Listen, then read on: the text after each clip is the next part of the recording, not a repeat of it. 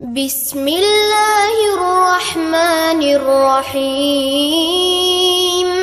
ألهاكم التكاثر حتى زرتم المقابر، كلا سوف تعلمون ثم